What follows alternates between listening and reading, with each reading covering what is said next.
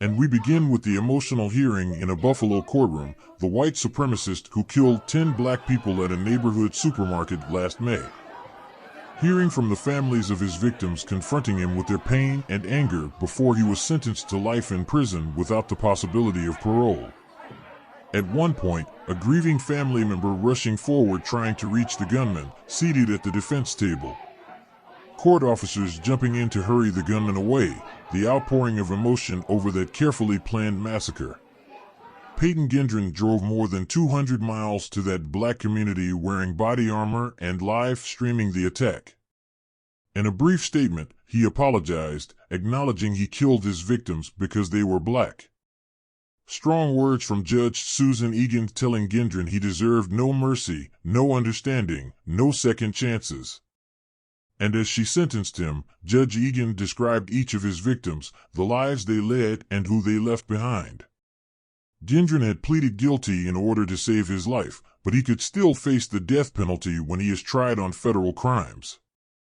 Tonight, the pain of that racist attack at a Buffalo supermarket roared into court as families of the 10 black men and women shot dead faced their loved one's killer. A spectator lunging at Peyton Gry deputies brushing him out of the courtroom. His sentencing hearing paused until order was restored.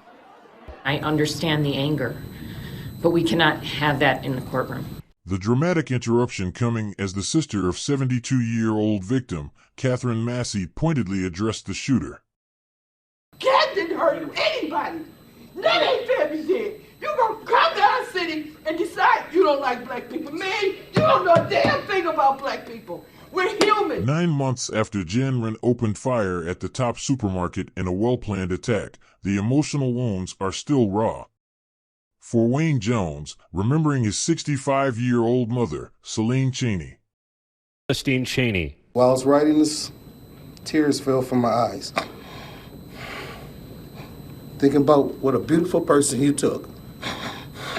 And with Gendron watching passively in an orange jumpsuit, the widow of top security guard, 55-year-old Aaron Salter, who was hailed a hero for facing down the shooter, explaining why she wore red and black.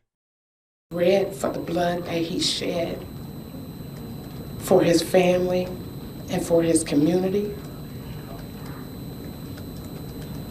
And black because we are still grieving. Afterward, the shooter briefly apologizing.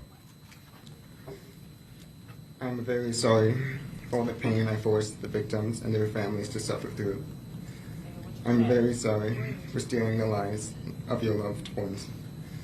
I cannot express how much I regret all the decisions I made leading up to my actions on May 14th.